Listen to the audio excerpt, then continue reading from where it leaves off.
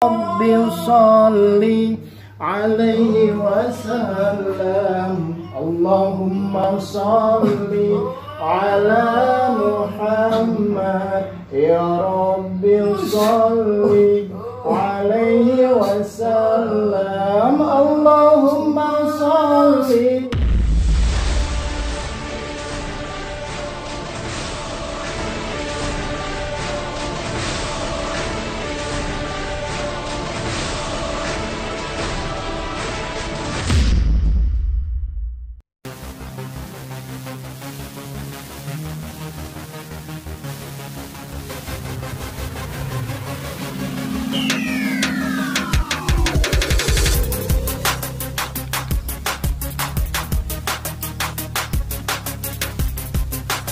Kemasukan sosok bersama Ki Samsul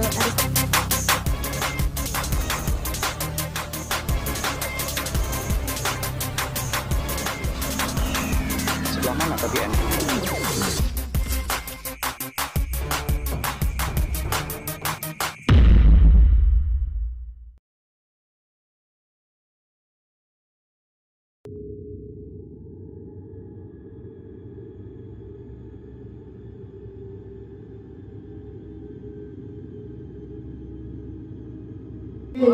Ala Muhammad.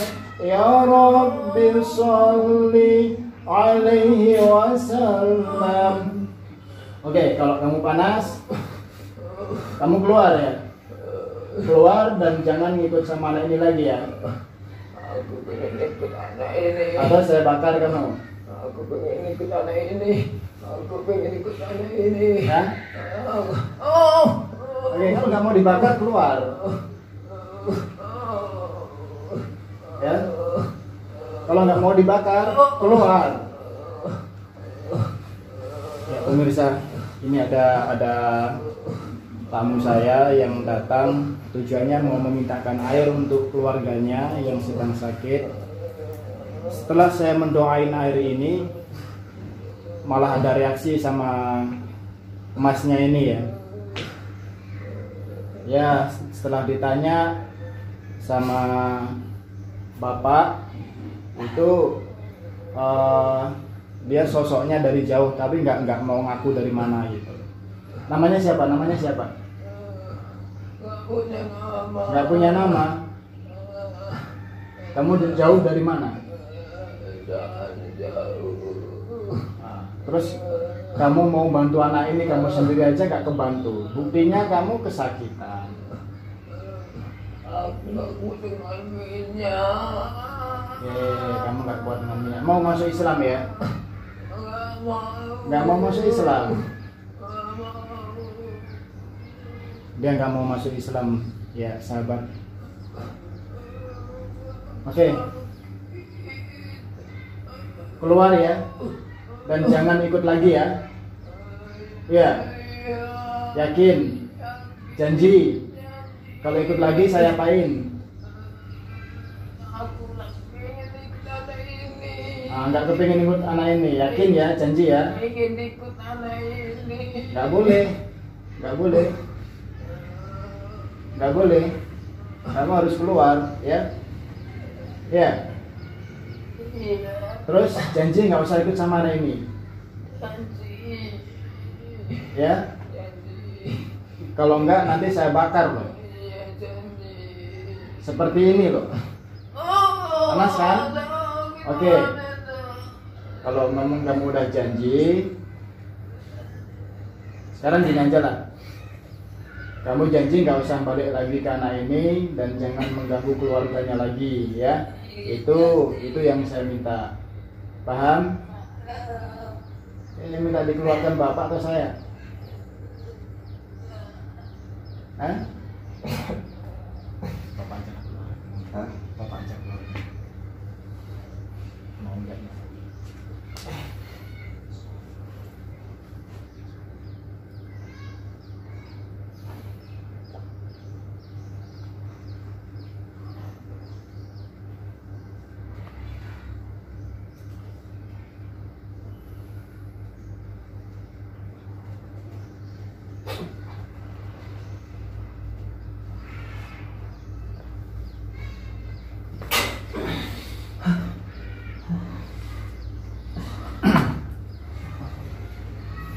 satu bentuk pembelajaran bahwasanya kita dituntut untuk lebih berbakti kepada Allah sehingga bisa terhindar dari kejahatan bangsa jin. Ya. Di sini tadi Mas ini dengan Bapak ini meminta air untuk didoain untuk keluarganya yang sakit ya. Istri ya Pak yang sakit Pak? Iya, istri. Tapi setelah saya doain air ini malah ada reaksi sama Masnya ini. Nah, ditanya nggak mau jawab dari mana, siapa namanya, masuk Islam juga nggak mau, ya akhirnya kami keluarkan aja.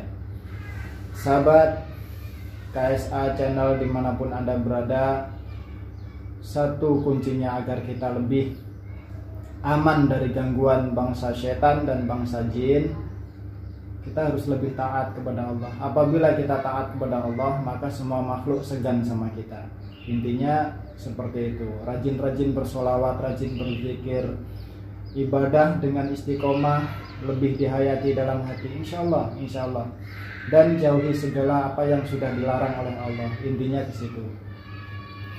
Ini kejadian ini terjadi begitu saja di saat saya mendoakan air dan mendoakan minyak. Ini minyak kasturi ya. Kasturi ini adalah minyak sunnah Nabi. Saat saya mendoain ini kok tiba-tiba Masnya ini kerasukan, tapi alhamdulillah bisa diatasi sama Bapak ini. Pak siapa namanya Pak? Wito. Alhamdulillah bisa diatasi sama Pak Wito ya. Dan semuanya atas ridho Allah tentunya. Ini Mas Bro minum dulu, nanti masuk lagi.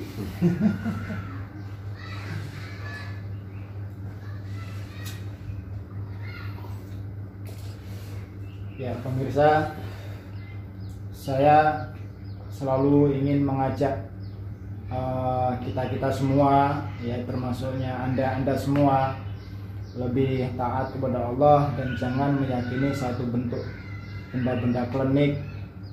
Kadang kalau kita nggak paham dengan benda klinik yang kita miliki itu bisa berefek seperti yang pemirsa tadi lihat.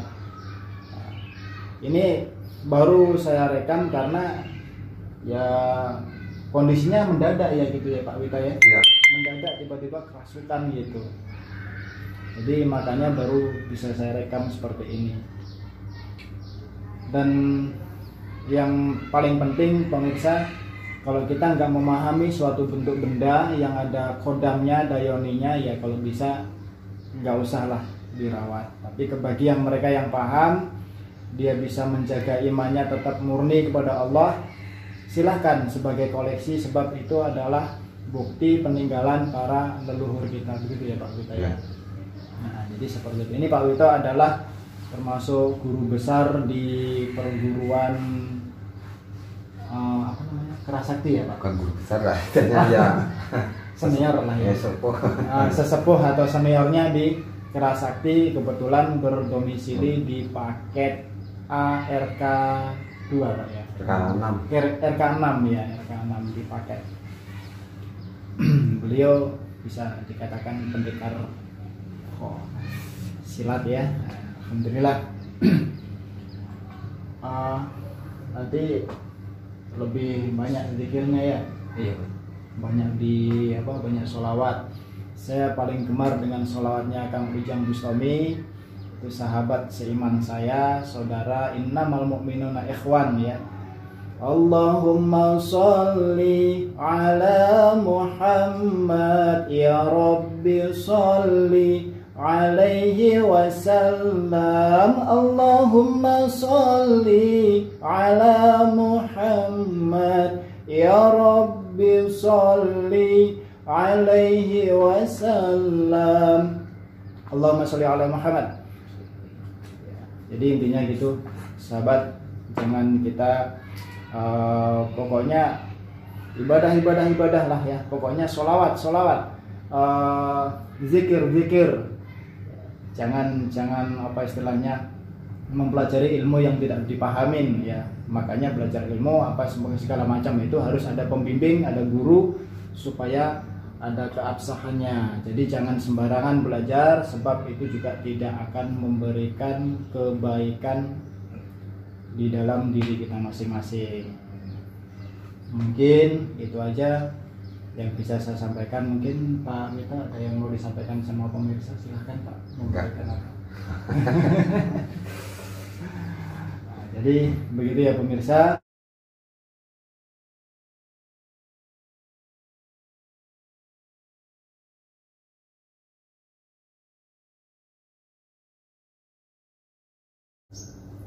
Jadi gini, orang yang lama tidak punya keturunan, orang yang lama tidak punya keturunan, apakah bisa hamil? Nah, kita pertama cek dulu yang mandul ini istrinya atau suaminya. Nah, gitu. Nah, artinya gini, suaminya ini spermanya itu sehat apa tidak? Kalau nggak sehat ya berarti suaminya yang perlu diobatin, dan obatnya itu insya Allah mudah. Terus kalau istrinya yang mandul, kita lihat dulu pencernaannya apa namanya kandungannya itu kering atau lemah gitu. Nah, kalau kering obatnya insya Allah juga mudah, kalau lemah insya Allah juga mudah, dan semuanya itu kita hanya berpasrah kepada Allah. Supaya kita diberi keturunan. Nah, seperti itu. Tetap ada obatnya insya Allah. Dan obatnya nggak sulit kok, mudah, nggak perlu nyari di luar. Tapi harus jujur. Harus jujur. Kalau nggak jujur ya sama yang bohong. Ya namanya nggak jujur ya bohong ya Pak. Istilahnya Nggak Ya ada kan? nutupin lah yang masa lalunya. Iya itu. Nggak apa-apa. Terus masalah jin tadi ya Pak ya. Jin itu Allah memang sudah berikan apa namanya kelebihan ya. Allah berikan kelebihan pada bangsa jin, iblis ya. Itu dia bisa merubah bentuk. Nah, dia merubah bentuk seperti yang dia inginkan bisa gitu. Nah, seperti dia berubah bentuk seperti itu tadi, gelas, seperti apapun benda itu dia bisa. Dan dia juga bisa merasuki benda-benda tersebut gitu. Jin yang paling gemar itu dia merubah bentuk, ada yang sering digemari itu ada 3, yaitu harimau, kucing, sama ular. Yang digemari bangsa jin tadi. Nah, ciri-cirinya kalau kita melihat harimau di hutan, di tempat yang banyak ranting-ranting kering, apabila dipijak sama dia itu tidak berbunyi rantingnya. Itu harimau. Nah, kalau kucing, ciri-cirinya dalam hadis Nabi itu disebutkan kucing hitam. Kucing hitam. Nah, terus kemudian kalau ular itu ciri-cirinya dia seperti ular biasa, ular apapun, tapi kalau di atas punggungnya ada garis lurus sampai ke ekor, itu adalah jelmaan juga. Wallahu a'lamu bishawab. Yang pasti saya pernah membaca hadisnya seperti itu. Itu kalau bangsa jin sering berubah bentuk seperti itu. Dan jin ini bermacam-macam eksistensinya, bisa saja seperti percikan api, ya, bisa saja seperti apa namanya vortex, seperti asap, bisa saja seperti siluet kayak sinar tapi sepintas. Nah, seperti itu bisa saja seperti itu.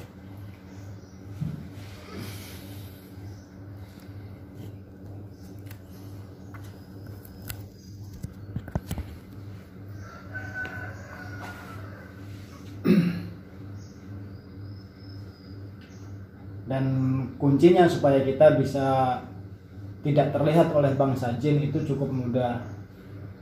Jin tidak bisa dilihat oleh mata kita, mata lahir kita, tapi jin juga bisa buta matanya, tidak bisa melihat kita. Artinya kita juga gaib bagi dia. Itu caranya cukup mudah. Apabila sahabat mau mandi, ya, terus di kamar sedang buka pakaian, itu terlebih dahulu membaca bismillah. maka jin akan dibutakan matanya oleh Allah sehingga tidak bisa melihat farji kita. Begitu juga di saat kita mau mandi, sebelum kita masuk ke kamar mandi, kita disunahkan, diwajibkan untuk membaca basmalah, ya, bismillahirrahmanirrahim. Allahumma inni a'udzubika minal khubusi wal khaba'is, ya. Kemudian kita masuk, maka jin tidak bisa melihat diri kita sedang mandi. Seperti itu, sahabat.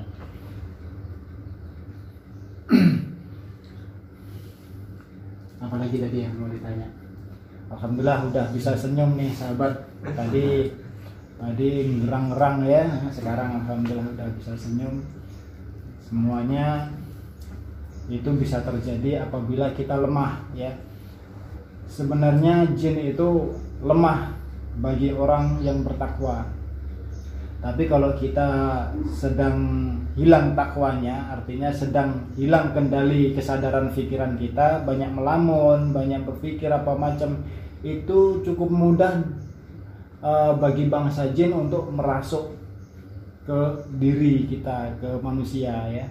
Makanya selalu tutup hati kita supaya tidak ada celah yang bisa dimasukin oleh bangsa-bangsa jin tersebut. Cukup dengan taat kepada Allah, banyak zikir, terus kemudian selalu menjaga kesucian, dan jangan lupa selalu basmalah sebelum mengerjakan sesuatu. Allah, seperti itu. Terus kalau barang antik itu Mbak, itu bisa rusak rumah tangga Mbak ya? Seperti kayak keris, entah batu, kalau disimpan di rumah kadang awalnya panas, sering kelahi sama apa ya gitu. Oke, baik. Saya ambil rokok saya dulu, udah mau habis. Nanti saya jawab, bentar.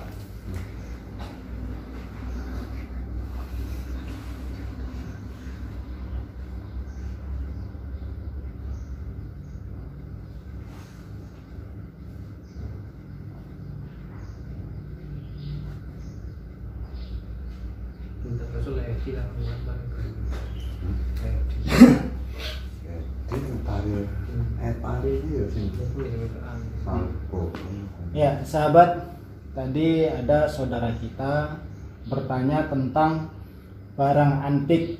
Ya, barang antik ini bisa dikategorikan seperti batu-batu cincin, ya. Yang dia maksud batu cincin bukan hasil asaan sendiri, tapi batu cincin yang diyakini mempunyai kekuatan, ya, ataupun keris gitu ya, ataupun keris, ataupun benda-benda lainnya. Baik, ini pertanyaan bagus banget ini. Kalau kita tidak paham di dalam mengkoleksi benda-benda seperti tersebut, ya, itu sangat berbahaya. Ketidakpahaman kita antara lain, pertama, karena kita meyakini benda tersebut. Bahayanya apa? Timbul rasa syirik, yaitu menduakan Allah. Nah, ini bahayanya ini dunia dan akhirat. Di dunia dia akan kesakitan, dia juga akan dirundung kesusahan, bahkan kemiskinan yang tiada henti-hentinya. Sebab apa? Energi negatif yang dia yakini itu akan selalu mengganggu.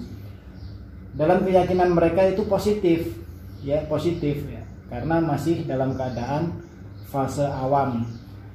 Dia akan selalu terganggu terus, dan hati kita juga akan kotor oleh hal-hal seperti itu. Nah, adapun di akhirat bahayanya kita tidak diakui oleh Allah sebagai hambanya, sebab dia sudah menduakan, gitu loh. Sudah jelas di dalam Al-Qur'an, wa qada rabbuka alla ta'budu illa iya. Nah, Allah sendiri memerintahkan kita supaya jangan menyembah selain daripadanya, selain daripada Allah. Jangan menyembah pohon besar, menyembah atau meyakini batu cincin, keris dan lain sebagainya, itu tidak boleh, ya. Dan itu sangat besar dosanya dan besar juga akibatnya. Seperti itu. Kalau kita paham hanya sekedar koleksi dan menghargai warisan leluhur, silahkan. Yang penting jangan diimani itu membawa manfaat. Sebab tidak ada yang bisa membawa manfaat tanpa adanya keridhaan dari Allah.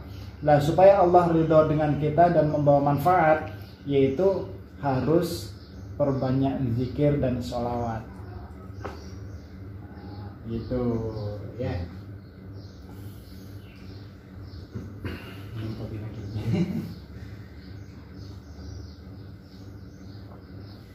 Enak ngobrolnya, kopinya udah mau habis. Oke, lagi yang mau ditanyain nggak apa-apa?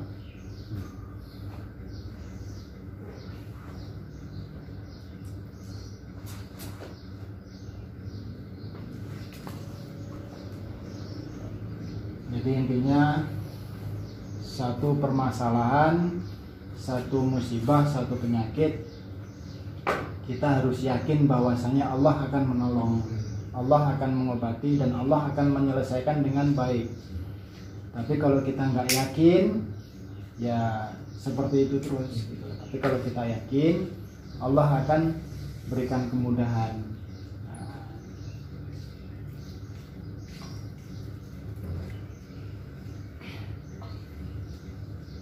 Sedikit sambil promosi nih ya, sahabat. Saya ada menjual ini, tapi ini gratis Pak. Bagi pemirsa di rumah atau sahabat di rumah, kalau berkenan atau mau memesan minyak, namanya minyak kasturi ya.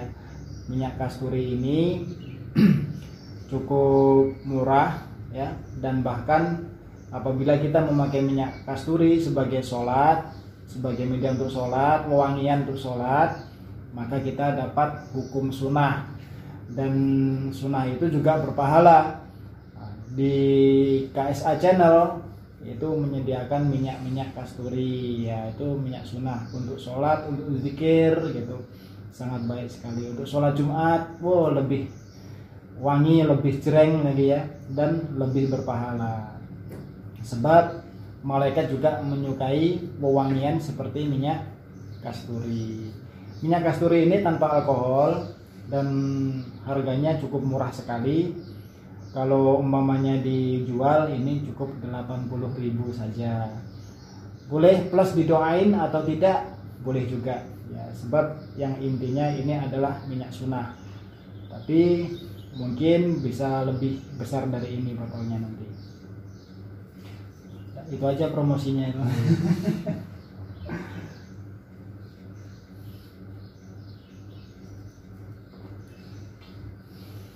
Beli satu aku buat bapak. Buat bapak. Beli satu. Iya. Tapi yang ini gratis. Iya. Untuk bapaknya di rumah. Iya. Bapaknya sakit apa? Ya bapaknya sholat kan.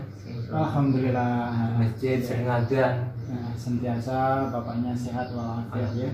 Itu sakit juga, lama nih. Lama. Sampai lebih parah lagi. Jadi intinya sakit yang dirasakan oleh kita semua ini adalah ujian dari Allah. Iya. Apabila kita itu lulus dalam ujian itu, walaupun kita sakit tapi tetap bertakwa, insya Allah Allah akan memberikan kesembuhan yang baik, yang terbaik, dan Allah juga akan memberikan kita pangkat yang namanya iman. Saya ambil dulu minyaknya ya. Iya.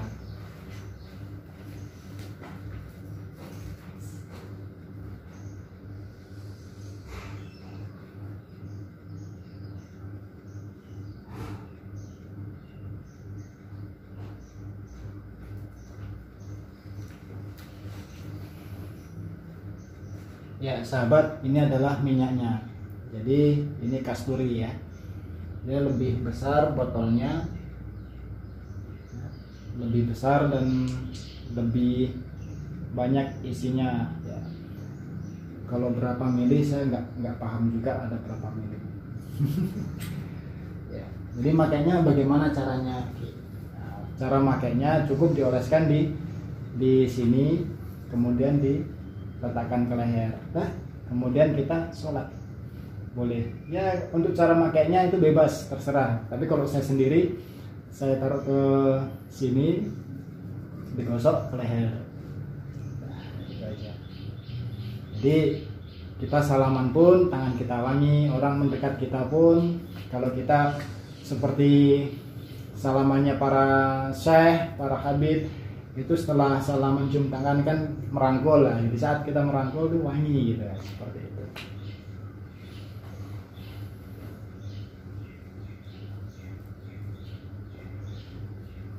Jadi ada ya keluarganya yang belum hamil ya.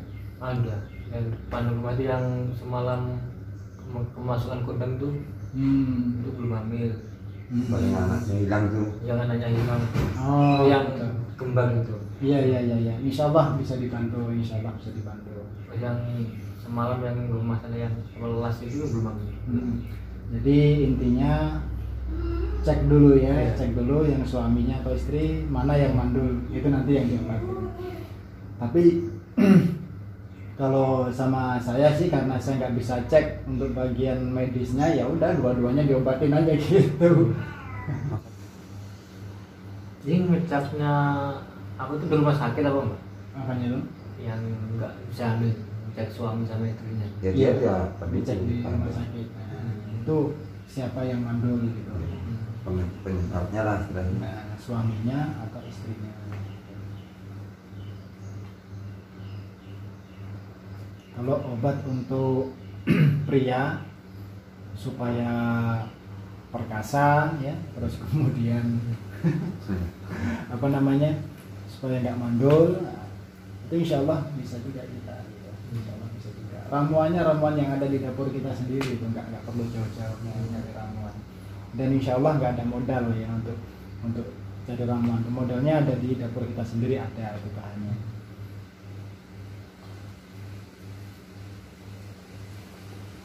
Untuk keterangan lebih lanjut bagi para pemirsa atau sahabat yang ingin tahu apa rahasianya, bisa chat WA pribadi di nomor ini. Satu contohnya, Ki, gimana supaya bisa tahan lama gitu namanya. Bisa langsung aja ke nomor ini. Untuk konsultasi pribadi ya, sebab ini sifatnya juga privasi, yang pasti para sahabat-sahabat juga bagi yang sudah berumah tangga juga punya gengsi mau tanya seperti ini ya. Padahal ini sebenarnya juga harus sih sebenarnya demi apa namanya kenyamanan dalam rumah tangga juga, itu juga faktor utama gitu ya.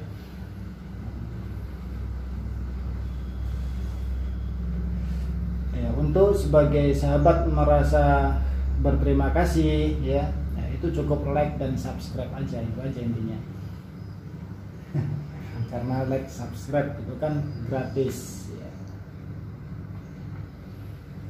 Ini Pak, apa namanya, dibuat minum sama ibu, terus kemudian diraukan ya, ubun-ubunnya juga sampai ke kepala belakang, leher, tangan kanan, tangan kiri, usapin, terus dada sampai ke bagian perut, punggung, bahu, sama kedua kakinya. Tapi sisanya diminum, pokoknya mau habis tambahkan lagi nggak? Tambahkan yang apa? Boleh, pakai ini juga boleh. Oh, betul. Berani. Jadi itu sudah saya buka ya, labelnya, labelnya saya buka supaya bisa dibedakan mana yang sudah didoain dan mana yang belum didoain. Iya. Dan label ini pemirsa sengaja saya tidak tunjukkan, nanti iklan pula katanya ya kan. Air biasa aja gitu, air beli di warung-warung atau di toko-toko bisa, air minum ya. Jadi tadi udah nyenyak tidurnya, udah enak. Udah, alhamdulillah. Wajar apa udah Terang. Iya. Auranya udah terpancar. Alhamdulillah ya Allah. Foto yang semalam tuh memang saya minta itu saya untuk doain di rumah. Sebab pengobatan yang bagus itu setelah kita meruqyah pasiennya, kemudian kita minta fotonya supaya kita teringat wajahnya, itu sampai rumah nanti didoain lagi gitu, setelah sholat didoain supaya sembuh gitu ya. Jadi bukan kita mendoain di tempat praktek kita mengobati saat itu, tapi juga didoakan setelah sholat ya. Itu supaya pasien Allah berikan kesembuhan yang sempurna, insya Allah seperti itu. Belum mlebu dokter. Piye perkembangannya?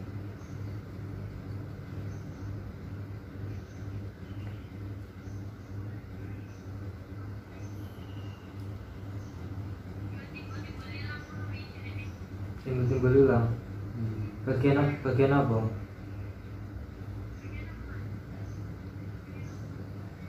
Itu komunikasi udah lancar ya. Ya udah. Ulu hati. Oh, kami saluran punggung. Untuk buang air besar, buang air kecilnya gimana, lancar Pak? Buang kalau siap berobat itu susah. Guys. Kalau siap berobat dari rumah sakit itu pulang, buang air besar tuh susah. Terus keras ya Pak ya, sering keras. Iya, keras. Ini adalah gejala asam lambung ya sahabat, asam lambung. Kalau buang air besarnya itu udah mulai susah, itu biasa ada gangguan di bagian usus besarnya. Jadi kita artinya itu kekurangan serat ya, kekurangan serat. Seharusnya yang harus kita perhatikan yaitu mengkonsumsi buah-buahan yang mengandung serat tinggi. Itu nanti Bapak di rumah bisa beli apa namanya, buah pir, Ya. buah pir, terus kemudian pepaya juga bisa. Ya, itu. Nah, pokoknya mengkonsumsi buah-buahan yang berserat tinggi Pak. Ya. Nah, itu bisa membantu pengobatan asam lambungnya dan menormalkan pencernaannya Ya. lagi. Tapi obat dari dokter diminum juga, Ya. diminum juga gitu. Dan jangan dibiasakan untuk minum pencahar, yaitu pencahar yang bisa melancarkan buang air besar itu jangan terbiasa minum itu, sebab nanti ketergantungan takutnya. Nah, dan dokter juga menyarankan nggak boleh sering-sering pakai itu gitu. Selagi bisa diatasi dengan buah dan minum air yang cukup, insya Allah itu solusi yang terbaik. Dan ini juga saran daripada dokter Indonesia juga ya. Asal dari rumah sakit itu buang air besar susah. Susah gitu. Ya. Insya Allah nanti tetap makan makanan yang mengandung serat, sayur-sayuran ya Pak ya. Nah, itu terus hindari pedas, hindari masam yang asam-asam, kecut ya. Terus kemudian minuman yang bergas atau minuman-minuman kaleng itu dihindari dulu. Perbanyak minum air putih, pagi hari air hangat. Air hangat ya. Air hangat. Nah, hindari kopi dan teh, sebab teh itu kafeinnya lebih tinggi daripada kopi. Jadi selama sakit ini yang dimakan itu apa? Saya ya pakai cuma garam aja itu aja. Ya kasihan juga tuh Pak. Masa nasi sama garam itu kasihan Pak. Ya istilahnya ya nasi bubur itu kalau ya. Ya nasinya jangan bubur banget, kasihan juga. Ya intinya agak lembek lah. Agak lembek. Ya, terus kemudian dibeningkan ya, sayur bening. Makanya tuh tenaga tuh nggak ada gitu. Itu makanya harus pakai sayur bening. Ya. Terus itu brokoli Pak ya, brokoli bagus itu. Bunga kol. Ya. Nah, itu kentang, wortel. Terus kemudian ya pokoknya sayuran hijau lah ya. Sayuran Nah, hijau. intinya seperti itu. Daging ya dikurangi dulu lah. Daging enggak makan. Paling ikan gitu ya. Iya, kan. Yang Kalau daging nggak pernah lah, pokoknya ikan. sebab daging mungkin akan susah juga dicerna ya. Kalau bagi orang yang pencernaannya lagi bermasalah, hindari dulu untuk yang kelat-kelat yang yang agak susah dicerna lah intinya. Sekarang gini, penyakit itu kan sebenarnya ada. Kalau cek semua kan normal nampaknya. Itu apa sebenarnya ditutupi barang? Nah, ada dua kemungkinan nih Pak. Ada dua kemungkinan. Yang pertama, hasil cek dari dokter seperti darah, ya, terus Ya. kemudian tensinya, terus kadar gulanya, itu semuanya normal namanya, ya. ya kan normal. Ya. Nah, tapi itu kan yang namanya penyakit dalam, luka Ya. lambung, Ya. itu kan tidak bisa dicek dari situ. Ya. Nah, setidaknya juga nggak bisa juga di rongsen. Nah, itu bisa dicek oleh dokter dengan cara endoskopi. Iya. Endoskopi. Endoskopi yaitu memasukkan selang yang ada kameranya masuk ke dalam Iya. perut, itu diperiksa ada luka nggak di lambungnya, Iya. ada apa, itu yang bisa ngecek Pak. Iya, kemarin udah juga pernah. Mau rongsen tingkat tinggi pun nggak bisa mengecek untuk penyakit luka dalam seperti lambung ya, sebab lambung memang tidak bisa dicek secara seperti itu, dia hanya bisa di endoskopi gitu. Coba di endoskopi gitu. Kemarin kan waktu di tempat dokter pribadi kan, empat duanya pun meradang, luka, terus katanya hatinya. Kemarin dicek lagi di dalam rumah sakit, normal semua. Ya, Pasien, di saat asam lambung itu kambuh, dia akan naik ke atas sehingga bisa membuat hatinya bengkak, bisa jadi Pak. Ya. Atau mungkin angin udah ngumpul di bagian ulu hati, jadi ada pembengkakan di situ, bisa jadi juga seperti itu. Itu yang pertama yang harus kita perhatikan. Terus yang kemungkinan kedua, bisa saja karena gangguan gaib itu memang tidak bisa dicek oleh medis sama sekali. Ya. Meskipun sekalipun dicek pakai endoskopi tidak bisa dicek. Nggak bisa ya. Nah, Bisa. seperti sihir, ya santet dan lain sebagainya itu jarang bisa dicek dengan medis ya. Kecuali kalau memang sihirnya itu seperti santet yang terlihat, contoh ngirim paku, ngirim jarum, ngirim apapun yang dimasukkan ke dalam tubuh, itu kalau memang dia wujud di dalamnya itu bisa dicek oleh medis. Nah, tapi kalau memang dia hanya berbentuk energi, ya itu harus diobati dengan cara Ya. ruqyah ya, dengan cara ruqyah atau dengan cara prana ya, seperti itu. Jadi nggak bisa diobati secara medis, jadi harus ada dua pengobatan itu. Apa ya? Nah, yaitu medis plus non medis. Non-medis. Kemarin bingungnya waktu dicek di dokter pribadi di praktek itu Nggak ada terlihat penyakitnya ya. Terlihat. Terlihat. Ya. Dia Itu waktu bukan- kemarin Abu itu yang sakit apa itu di dalam rumah sakit Baru Cek. nggak terlihat. normal Iya, semua. Normal semua ya. Iya. Darah. Kalau dilihat dari darah itu darahnya kan udah apa lah ya. Makanya kita bantu ruqyah dan dibantu juga pengobatan medis, sebab kambuhnya penyakit itu kadang kan nggak setiap saat ya, kadang sewaktu-waktu gitu kambuh, di situ dia mulai meradang atau membengkak. Di saat nggak kambuh dia normal gitu. Itu secara medisnya seperti itu Pak. Iya. Nah, tapi ada kalanya kita juga bantu dengan ruqyah. Ruqyah, iya. Karena kita tidak tahu itu gangguan jin atau tidak. Kita hanya meminta kepada Allah yang terbaik untuk kesembuhan pasien-pasien kita. Makanya dokter semalam tuh ya nyarankan itu juga. Apalagi dokternya sudah nyarankan, oke ya, alhamdulillah. Iya. Nah, Tolong bantu pakai ruqyah katanya. Ya. alhamdulillah. Dan masalah ya udah diobati pakai ini penyakit kok nggak ada apa makanya dia Iya. nyarankan gitu. Saya langsung hubungi dokternya, apa sebenarnya penyakitnya. Ya, semalam pun saya juga minta maaf ya, datangnya terlambat karena banyak yang mau ditanganin gitu. Terus jadi kalau mau diruqyah dibawa pulang dok, saya tanya. Ya enggak, di sini pun enggak apa-apa. Kamu kan udah bilang sama saya, udah izin sama saya gitu. Ya, nyarankan gitu ya. Iya. Nah, sambil belum datang tuh saya khawatir, dia udah lemas, mata pun nggak mau apa dia buka.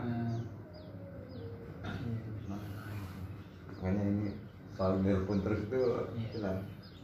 Semalam pun saya mau coba pakai prana, saya nggak tega nengok kondisi ibu, Iya. terlalu lemah ini. Iya. Saya coba pun dia udah kesakitan, nggak Iya. tahan, nahan ini katanya sakit kalau. Makanya jalan satu-satunya yaitu dengan doa, minta kepada Allah, terus kemudian kita bacakan ayat-ayat penyembuh di dalam air supaya tidak terlalu memaksa ibu itu untuk merasakan sakitnya gitu. Jadi seperti itu. Iya, makanya saya mau maksa pun nggak tega lihatnya Nggak tuh. tega ya. Dia nggak tahan, dia nahan apanya sakitnya ini. Benar. Gitu. Jadi itu ya pemirsa ya yang bisa kita ambil pelajarannya. setiap manusia itu mempunyai ujian dari Allah dan kita dituntut untuk bersabar untuk meningkatkan kualitas keimanan kita sendiri. Yang kedua, jangan lupa selalu bertakwa kepada Allah, semangat dalam ibadah dan semangat dalam berbuat kebaikan. Kita sudah banyak pengalaman-pengalaman yang saya dapat dari kejadian pasien-pasien saya, itu semuanya ada hikmahnya. Jadi kalau bisa, sahabat-sahabat juga demikian, semakin hari kita menjadi semakin lebih baik, semakin memahami, semakin mengerti arti daripada kehidupan. Semuanya ini kita pasrahkan hanya kepada Allah Subhanahu wa taala. Mungkin ada pesan-pesan Pak untuk para sahabat. Jadi begitu ya sahabat ya.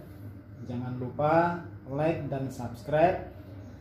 Di sini juga saya buka yaitu konsultasi spiritual ya. Untuk para sahabat yang mau bertanya-tanya silahkan ke WA pribadi saya yaitu di nomor yang tertera di bawah ini. Intinya pertanyaan yang akan saya tanggapin adalah pertanyaan yang memang masuk akal dan tidak aneh-aneh.